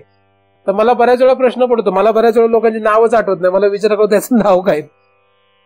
असं होतं अपमत. ह्या परमात्मा तुम्ही प्रवास सुरू केला हे अपमत होतं. आणि तुम्हाला जर तसं होत नसेल तर तुम्ही समजा की तुम्हाला अजून अभ्यास करायचा आहे. हा प्रवास आहे ना. तर आधी जगाची उठाठेव बंद, मग शरीराची उठाठेव बंद. म्हणून या शरीराने आपण काय केलं होतं, काय करणार आहोत, काय करत आहोत, ही सगळी उठाठेव बंद. आता याची उठाठेव बंदच जर केली मग ह्याचं होईल कसं, तुम्ही म्हणाल चालणार कसं. त्याला आधीच एक कर्म जोडलेलं आहे मागे. त्याला आधीच काय आहे, आधी चावी देऊन ठेवलेली आहे. म्हणजे आपलं प्रारब्ध कर्म जे त्याला फिरवतंय, आपोआप ते फिरवत राहतं. आपण कशाला त्याची काळजी करत बसावा, आपण याची काळजी का करत बसावा. सहजता पाहिजे याच्यामध्ये, उठाठेव करत बसू नये. हातपाय हलवाय वाटलं तर हलवा, नसेल तर राहू दे तसंच. चाला वाटलं तर चाला, नाही तर बसून राहा. बसला तर ठीक आहे, बसला तर बसला, नाही तर चालला तर चालला. त्याचं काय एवढं, डोळे पाहत असतील तर पाहू देत, नसेल पाहत तर नको पाहू देत. इतकी या शरीराची सुद्धा उठाठेव बंद केली पाहिजे. शरीरावरच्या कुठल्याही क्रियेला त्याचं लक्ष नाही. मग ते चांगलं होईल का वाईट होईल ते प्रारब्धावर अवलंबून आहे. पण त्याच्या आतमध्ये असलेली इंद्रिय सुद्धा तशी चालतात. म्हणजे बुद्धी, मन, अहंकार हे सगळे इंद्रिय कसे चालतात, तसे चालतात. मग त्यांची सुद्धा उठाठेव बंद ठेवली तर कुठल्या क्रियेवर, शरीराच्या कुठल्या क्रियेवर किती अहंकार ठेवावा हे आपल्याला काही घेणं नाही. त्या अहंकाराने ते बघून घेतील, नाही का. इतकी उठाठेव बंद करून टाकायची. मग ते बंद पडेल का, काहीही बंद पडत नाही. का, कारण आपण त्याच्यात लक्ष दिल्याने ते चाललंय, हाच आपला भ्रम आहे. म्हणजे ते कसं आहे, सूर्य काही जगाला उठवत नाही आणि सूर्याच्या प्रकाशाने काही जग उठत नाही. तो फक्त अधिष्ठानासारखा आहे. तो येऊन काही दरवाजा वाजवत नाही, उठा उठा उठा म्हणून, ठीक आहे. आणि तो जाताना काही सगळ्यांचे दरवाजे बंद करून झोपा आता म्हणत नाही. हे शास्त्रामध्ये उदाहरण देण्यात येतं आहे ना. त्याप्रमाणे हा जो जीव आहे तो ह्या सगळ्यांची क्रिया करत नाही. तो नुसता चेतना मात्र आहे. तो फक्त अधिष्ठान आहे आपण. त्यामुळे यांचं जे काम आहे ते चालूच राहणार आहे. आणि जेव्हा बंद पडायचे तेव्हा बंदच पडणार आहे. म्हणजे जसं झोपल्यावर आपण बंद पडतो. आणि झोप येणं आपल्या हे कशाच्या हातात असतं, आपल्या हातात नसतं. आपल्या पूर्वकर्मानुसार ते आपल्याला त्यावेळेस झोप येते आपोआप. अहंकार लय सुप्तो, म्हणजे अहंकार लय झाला की तो सुप्त होतो, म्हणजे झोपतो आपोआप होत ते. बरोबर का नाही. हे सगळं जे आहे ह्या सगळ्यामधून असा प्रवास करत गेला. म्हणजे ह्या सगळ्याची उठाठेव बंद केली. बाह्य, स्थूल शरीर, अंतर्भाग, ह्या सगळ्याची उठाठेव बंद केली तर कुठली उठाठेव लक्षात येईल मग. स्वच काय चाललंय, स्व काय करतोय, स्व काय आहे इकडे लक्ष जाईल. तिथपर्यंत स्ववर लक्ष कधीही जाऊ शकत नाही. तिथपर्यंत स्वच्या गप्पा करणं, स्व निर्विकल्प आहे, असा आहे, अहम निर्विकल्प, अहम निर्विकारो असं बोलणं, हे नुसत्या गप्पा आहेत. हे काय झालं, नुसत्या हे वाचून वगैरे ऐकून वगैरे गप्पा येतात. मग त्या तो अनुभव नसतो, तो आचरणात काही नाही त्याच्या. म्हणजे मी जरी म्हटलो अहम निर्विकल्पो निराकार रूपो असं काहीतरी मी म्हटलो तर ते काय झालं, वाचलेलं म्हटलं फक्त, किंवा ऐकलं तर म्हटलं.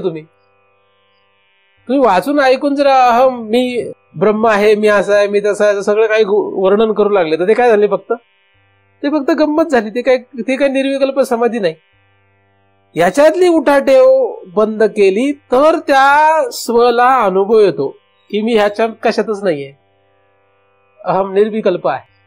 मी निराकार आहे, हे सगळं त्याला आपोआप लक्षात यायला लागतं. ती समाधी आहे त्याची, त्याला ते आपोआप लक्षात येईल, त्याला काही करावं नाही लागत त्यासाठी. ह्याच्यातलं लक्ष काढलं म्हणून ते आपोआप त्याला प्राप्त होत. ह्याला आतत व्यावृत्ती म्हणतात. ह्याच्यातून बाजूला पडलं म्हणजे आतमध्ये पोचतो तो. ही आतत व्यावृत्ती आहे. हा काय आतत व्यावृत्तीचा अभ्यास आहे खरं निर्विकल्प समाधी. साधन काय आहे? आपण स्वतः. आता आपणच साधन आहे, मग साधन शोधावं कुठं? म्हणून निर्विकल्प समाधी साधण्यासाठी काय साधन लागतं? काही साधन लागत नाही, आपण स्वतः लागतो फक्त. आपण स्वतः पाहिजे. मग शरीर पाहिजे का? काही गरज नाही. उलट ते शरीर आहे म्हणून त्याच्या नादाने आपली निर्विकल्प समाधी मोडली. याच्या नादी लागल्यामुळे निर्विकल्प समाधी मोडली. याच्या नादी लागलो म्हणून निर्विकल्प समाधी मोडली. वास्तविक याच्या आपण कधीही नादी लागलेलो नाही, म्हणजे ज्याची कधीही आपला संग झालेला नाही, हे निर्विकल्प समाधीतून लक्षात आलं पाहिजे. असंग हा शब्द आहे पहिला तो. ह्याचा आपला कधी संग झालेला नाही. आपल्याला असं वाटतंय की ह्याची सगळी व्यवस्था करावी, हा आपला भ्रम आहे. याची व्यवस्था करावी हा आपला भ्रम आहे. याला खायला घाला, याला आंघोळ घाला, याची व्यवस्था करा, याची सगळी व्यवस्था करावीच लागते हा आपला भ्रम आहे मोठा. याला रोग लागला तर याला बरा करा. तुम्ही नाही म्हटलं तरी बरा करतील नाही, आणि केला तरी होणार नाही कदाचित. तर या सगळ्यामध्ये गुंतून न राहणे, ह्या सगळ्यांच्या ओठाठेवी मधला आपला जो जीव गुंतलेला आहे तो काढत गेला तर तुम्हाला निर्विकल्प समाधी लागणारच. हा सतत अभ्यास करावा लागेल. आता तिसऱ्या समाधीमध्ये असा अभ्यास करू शकतो, म्हणजे पहिली समाधी, दुसरी समाधी, तिसरी समाधी. शक्य आहे का नाही अभ्यास करणं? सतत हे करणं शक्य आहे का नाही? दुसरं काय लागतंय का? काही ग्रंथ वगैरे गरज आहे का तुम्हाला? कुठल्या ग्रंथाची गरज आहे का? आता काही गरज नाही. माझी काही गरज आहे का? काही गरज नाहीये. ह्या अभ्यास करण्यासाठी अधिकार जसं कमी असेल तेच तशी गरज वाढते. म्हणजे सविकल्प समाधीमध्ये जास्त साधनं लागतात. निर्विकल्प समाधी मात्र फक्त आपण स्वतःच लागतो. पण अधिकार मग जसा असेल, बरं एखाद्याला मी मगाशी सुरुवातीला असं सांगितलं की एखाद्याला जर सगळ्या समाधीचा एकत्रित अभ्यास नसेल करता तर एक समाधीचा करता येतो. समजा एखाद्याला निर्विकल्प समाधीचा थोडासा अभ्यास जमला आणि नंतर काही कारणाने नाही जमेना, तू आधीच्या समाधीचा अभ्यास करू शकतो, काही हरकत नाही. कारण साधनं आपल्याकडे ते आहेतच. असू देत, या साधनांवर आपला अहमभाव जरी असला किंवा त्याच्यामध्ये आपली जरी गुंतलेलो असलो तरी त्यांचा उपयोग करू शकतो आपण सुरुवातीला, नंतर तो नष्ट होईल. पण सांगण्याचा मुद्दा असा आहे की जागा झाल्यापासून झोपेपर्यंत सतत कुठल्या ना कुठल्या समाधीचा अभ्यास करतात. तो शक्य आहे. काय? सतत तो शक्य आहे. पण अभ्यासच यांचा करायचा नाही म्हटलं तर मग अवघड आहे. जो मनुष्य यापैकी कशाचाही विचार करीत नाही तो अत्यंत मूर्ख मनुष्य संसारात रममाण असतो. आपल्याला जर कळलं तर यापैकी कशाचा तरी साधनांचा विचार करून पुन्हा पुन्हा पुन्हा पुन्हा हा विचार करत राहावा लागेल. आणि यासाठी आपल्याला काय सोडावं लागतं? काय सोडावं लागतं? मला काही सोडावं लागत नाही. काय धरावं लागतं? काही धरावं लागत नाही. काही सोडणे काही धरणे असला प्रकार नाहीये. फक्त जी जशी समाधी आहे त्यामध्ये जी साधनं लागतील त्या साधनांच्या द्वारे आपल्याला तिथपर्यंत पोहोचता येऊ शकतं. निर्विकल्प समाधीमध्ये तर फक्त मीच लागतो, म्हणजे स्व लागतो. अलग लक्षात. साधनांचा जर विचार आपण केला तर साधनं जी आहे त्या साधनामध्ये स्व किंवा जीव हे सर्वोत्कृष्ट साधन आहे खरं तर. पण तिथपर्यंत पोहोचण्यासाठी म्हणून आपण मागच्या समाधींच्या द्वारे सतत अभ्यास करू शकतो. जागा व्हा. जागा असताना दिवसभरामध्ये जेव्हा केव्हा शक्य आहे ते पुन्हा पुन्हा याचा विचार करण्याचा प्रयत्न करा. हळूहळू हळूहळू हळू हा अभ्यास काय होईल? दृढ होत जाईल. हळूहळू होईल. ते एकदमच होईल असं नाही. म्हणजे आज सुरू केलं ना आजच झालं असं काही होणार नाही. त्यामुळे असं काही समजायचं नाही की महाराजांचं चिंतन ऐकलं लगेच निर्विकल्प समाधी लागली. काही काही लोकांना त्याचे भ्रम असतात. अहो ते महाराज ते मोठे फार मोठे महाराज आहेत असं काही लोक म्हणतात. म्हटलं कसं काय? त्याने असं फक्त बोट लावलं समाधी लागली, त्याला डोक्यावर हात ठेवला आणि समाधीत गेला तो. असे काही उदाहरणं ऐकले असेल तुम्ही? महाराज मोठे कशामुळे म्हटले? कारण की त्या महाराजांच्या समोर गेले, याने दर्शन घेतलं, त्याच्या कपाळावर फक्त हात ठेवला, डोक्यावर फक्त हात ठेवला, तो काय झाला? तो समाधीत गेला. म्हणून हा महाराज मोठा ठरला. असं काही लोक त्यांची परीक्षण करतात. तर असं काही होत नाही. आपली असली समाधी नाही. आपली असली समाधी नाही की तुम्ही आले डोक्यावर हात ठेवला समाधीत. ते तर काय आपल्या डॉक्टरला सांगितलं की इंजेक्शन दिलं तरी समाधीत जातो तो. बरोबर का नाही? जातो का नाही? भूल दिली तर कुठं जातो तो? काय कळते त्याला? काहीच कळत नाही. तो समाधीतच असतो आपल्यासाठी. बरोबर ना? तर या समाधीसाठी अभ्यास लागतो. काय पाहिजे? सतत सतत थोडा थोडा थोडा थोडा थोडा थोडा अभ्यास करत राहायला पाहिजे, ज्या पद्धतीने आपल्याला करता येईल त्या पद्धतीने. 3 समाधी आपल्याकडे आहे. चौथी समाधी काय होती? बाह्य समाधी. हृद्दी व बाह्य देशेपी यस्मिन कस्मिंच वस्तुनी समाधीराध्य सन्मात्रात नामरूप पृथक कृती. ज्यांना कोणाला या 3 समाधींचा अभ्यास करता येणं शक्य आहे त्यांना या पुढच्या 2 समाधींचा अभ्यास, 3 समाधींचा अभ्यास पुढच्या करता येणं शक्य आहे. कारण एकदा का स्व लक्षात आला, म्हणजे स्वानुभूती लक्षात आली की आपण काय आहोत, त्यानंतर या स्व व्यतिरिक्त त्याच्या बाहेर, कारण स्व जो असतो तो हृदयात असतो, म्हणून हृद्दी व बाह्य देशेपी, हृदयाच्या बाहेर असलेले सर्व जे जग आहे ते नामरूपात्मक आहे. हे काय? नामरूपात्मक आहे. मग नामरूपात्मक जे जग आहे हे या स्वपासून कसं भिन्न आहे, पृथक कृती म्हणजे त्यापासून कसं वेगळं आहे हे त्याला लक्षात येतं, किंवा याचा त्याला विचार करता येऊ शकतो. हृदयाच्या बाहेर सर्व म्हणजे शरीर, सूक्ष्म शरीर, याच्या बाहेरचं सगळं हे कसं वेगळं आहे, हे सगळं पृथक आहे, यांचा तो अभ्यास करू शकतो चौथ्या समाधीमध्ये. 5व्या समाधीमध्ये काय करू शकतो? म्हणजे चौथ्या समाधी पण त्याला काय साधन आहे? पुन्हा तो स्वतःच आहे, स्व. तो काय आहे? स्व आहे. तो स्वचाच त्याला उपयोग आहे. 5व्या समाधीमध्ये काय आहे? अखंड एक रसम वस्तू सचिदानंद लक्षणम इत्यावच्छिन्न चिंतेयम समाधीर मध्यमो भवेत. अखंड एक रस सच्चिदानंद रूप वस्तू आहे, हा त्याचा समाधीचा अभ्यास आहे. आता हा जो अभ्यास आहे हा अंतर अभ्यास आहे, म्हणजे बाहेरचे सगळे पदार्थ त्याने स्वपासून पृथक केले, नामरूपात्मक सगळं जग त्याने स्वपासून पृथक केलं, तर हा स्व जो आहे तो काय आहे असा त्याचा पुढचा तो विचार करू शकतो. आणि हा स्व जो आहे तो अखंड आहे, एकरस आहे, असा त्याचा अभ्यास तो करू शकतो. तो अखंड आहे, खंड न पावणार आहे, एक रस आहे, सर्वांशी तो एक रूप आहे, एक रस आहे, हा अभ्यास तो करू शकतो. कारण निर्विकल्प समाधीमध्ये त्याने असंग सच्चिदानंद असं त्याने विचार केला. असंग म्हणजे त्याने असंगत्व त्याचं दाखवलेलं आहे, आणि या समाधीमध्ये त्याने अखंडत्व दाखवलेलं आहे. म्हणजे पहिल्यांदा त्याच्यापासून मी वेगळा आहे असं आहे, असा अभ्यास केलाय. नंतर त्याला पुन्हा नामरूप पृथकृती म्हणून नामरूपात्मक सगळ्या जगताला त्याने स्वतःपासून वेगळं केलंय, आणि या समाधीमध्ये त्याने त्यांच्याशी अखंडत्व दाखवलेलं आहे. म्हणजे तो काय आहे? एकरूपता आहे, म्हणजे अन्वय आहे तो. खरं तर इथे काय आहे? त्याचा अन्वय आहे. आता ही अन्वयाची जी भाग आहे तो जरा अवघड आहे. अन्वय झाल्यानंतर म्हणजे अन्वय होण्याच्या आधी आपण त्याला वेगळं करत गेलो होतो आत, आणि स्वानुभूती रसावेशामध्ये निर्विकल्प समाधीमध्ये त्याने सगळ्यापासून असंगत्व लक्षात घेतलं होतं, व्यतिरेक केला होता म्हणजे त्यामध्ये. आणि या ठिकाणी मात्र तो काय करतोय? या ठिकाणी तो साधक अखंडत्व लक्षात घेतोय, म्हणजे तो पुन्हा अन्वय करतोय. आणि अन्वय केल्यानंतर 6व्या समाधीमध्ये स्तब्धी भाव आहे. अन्वयानंतर स्तब्धी भाव खरा येऊ शकतो, तिथपर्यंत खरा स्तब्धी भाव नाही. म्हणजे 6वी समाधी आपण जी पाहिली ती 6वी समाधी अन्वयानंतरची स्तब्धी स्थिती आहे. स्तब्ध होणे म्हणजे त्या कशाशी त्याचा काही संबंध न राहणे. पूर्वी त्याने आत जाऊन त्याचा विचार केला होता, म्हणजे आतल्या जीवाचा याच्याशी काही संबंध नाही असा विचार केला होता. आता अखंडत्व लक्षात घेऊन स्तब्ध स्थिती आहे. अखंडत्व लक्षात घेऊन ही स्तब्ध स्थिती तयार होते 6व्या समाधीमध्ये. म्हणजे त्याला अंतर आणि बाहेर हे दोन्ही ठिकाणी तो एकरूप आहे. सुरुवातीला तो बाहेरून आतमध्ये जातो आणि नंतर 6व्या समाधीपर्यंत आतून पुन्हा बाहेर येतो. म्हणून 6 समाधीमध्ये पहिल्या 3 समाधीमध्ये तो आत जातो व्यतिरेकाने, वेष्टीने. नंतर जेव्हा तो 4थ्या समाधीतून जर बघितलं तर 4थ्या समाधीमध्ये तो बाहेरच्या पदार्थांचा पुन्हा पृथक विचार करून पुन्हा खाली येतो आणि सर्वांमध्ये अनुस्थित होतो. आणि त्याच्यामध्ये तो समष्टी भाव आहे. तो त्याच्यामध्ये तो अनुस्थित झाल्यानंतर तिथे स्तब्धी भाव त्याचा लक्षात येतो. म्हणजे आता तो पूर्वीसारखा यांच्यामध्ये अनुस्थित नाहीये. म्हणजे हे कसं आहे? उदाहरणार्थ सोन्याचा अलंकार.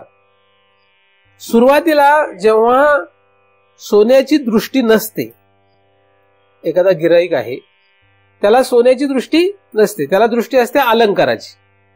मग अलंकाराची जेव्हा त्याला दृष्टी असते तेव्हा त्याला जर त्यातलं सोनं पहिल्यांदा काय करावं लागेल? लक्षात घ्यावं लागेल. पहिल्यांदा काय करावं लागेल? सोनं लक्षात घ्यावं लागेल.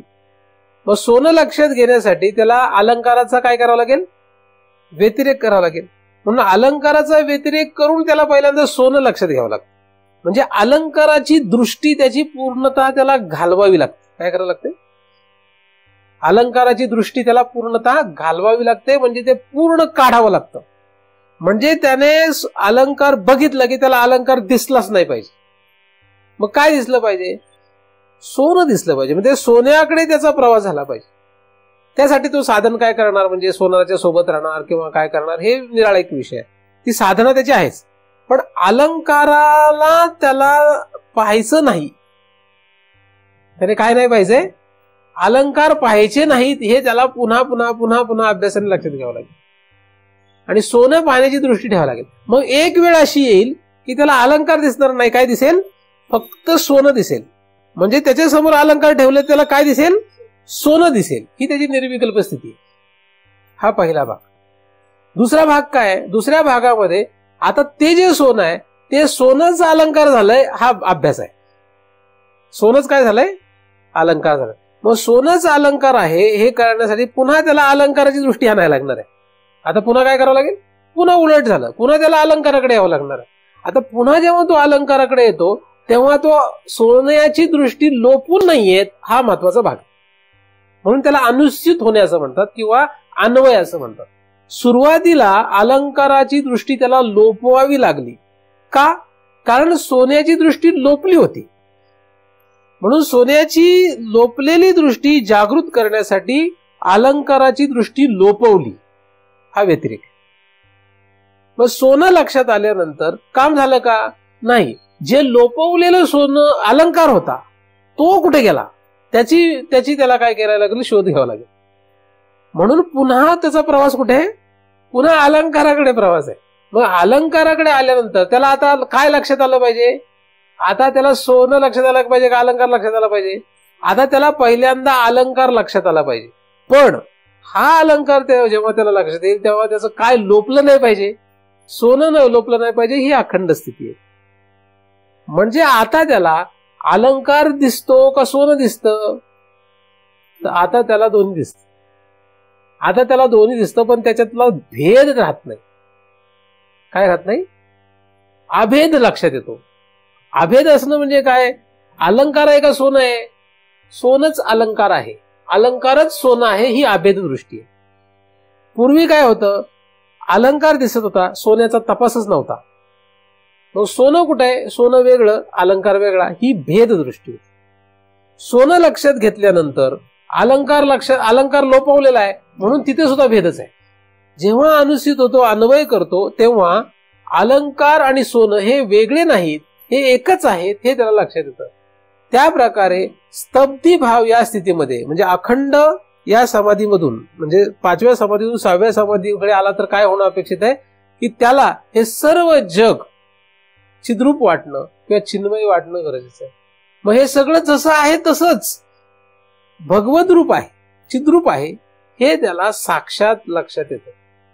म्हणजे ज्याप्रमाणे सोन्याचा बोध झाल्यानंतर सर्व अलंकार जसे आहेत तसेच, त्या अलंकाराचा लोप न करताच सोनं आहे हे त्याला लक्षात येतं. त्या अलंकाराची आठवणी करण्याची त्याला गरज नाही, हे त्याचं दृढ होतं. त्याप्रमाणे ह्या जगाचा नाश व्हावा, हे सगळं जग नष्ट व्हावं, हे सगळं बाजूला जावं, किंवा काहीही कुठलीही क्रिया, कुठलेही पदार्थ, कुठलेही विचार अजिबात न बदलता, न त्यांचा नाश करता, त्याच्यामध्ये काहीही न बदल न करता जसं आहे तसंच ते चिद्रूप आहे, असा त्याचा साक्षात अनुभव तयार होतो. ही सर्वोत्कृष्ट समाधीची अवस्था त्याची स्तब्धी भाव या रीतीची खरी आहे. स्तब्धी भाव खरा हा असा आहे. पण हे केव्हा शक्य आहे, असा आणि असा प्रवास 6 समाध्यांचा केला तर ते शक्य आहे. म्हणजे स्तब्धी भावावर तो पोहोचू शकतो.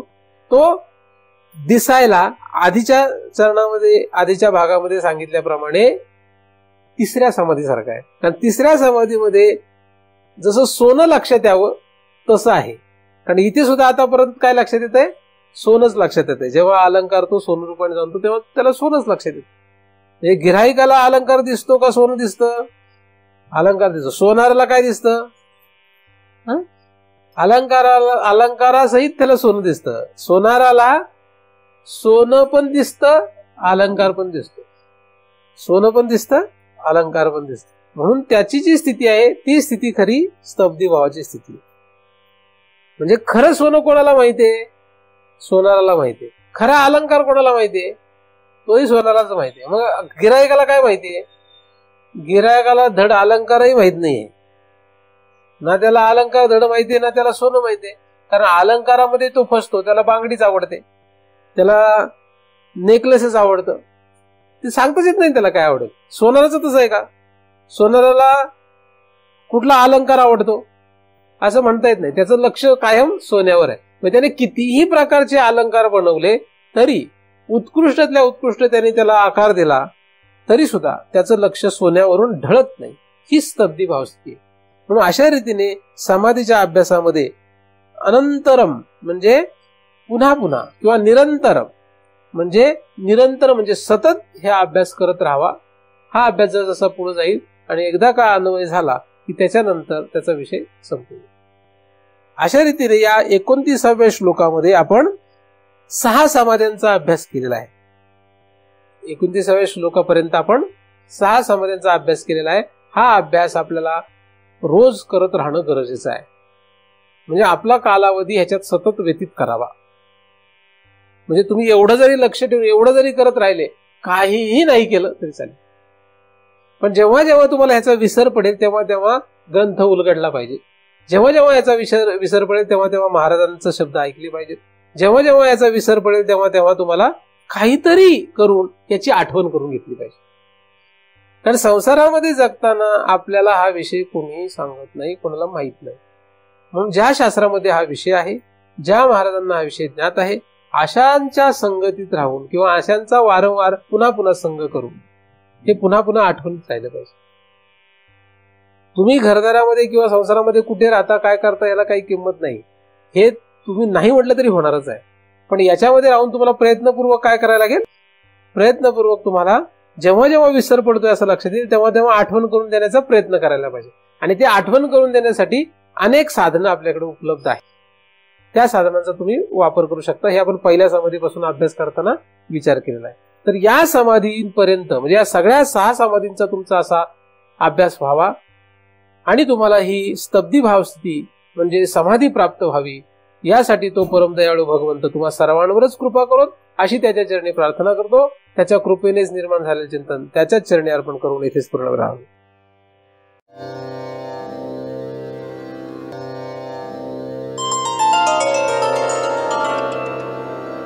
आता विश्वात्मके देवे येणे वाक्यज्ञे तोषावे, तोषोनी मज द्यावे फसाय दान हे. जे खळांची व्यंकटी सांडो तया सत्कर्मी रते वाढो. भूता परस्परे पडो मैत्र जीवांचे. दुरितांचे तिमिर जावो विश्व स्वधर्म सूर्ये पाहो. जो जे वांछेल तो ते लावो प्राणी जात. वर्षत सकळ मंगळी ईश्वर निष्ठांची मांदियाडी. अनवरत भूमंडळी भेटतो भूता. चला कल्पतरूंचे आरव चेतना चिंतामणीचे गाव. बोलते जे अर्णव पियुषाची. चंद्रमे जे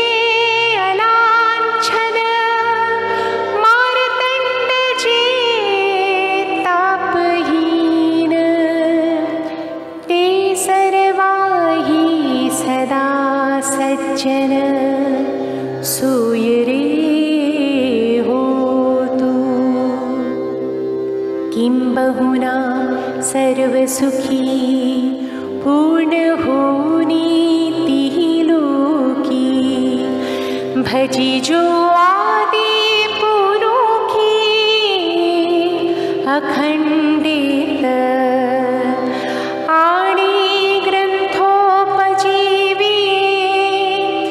विशेषी लोकी दृष्टा दृष्ट विजये हुआ विजी येथ मणि श्री विश्वेश्वरावो हा होईल दान पसावो येणे वरे ज्ञान देवो सुखिया जाला सुखी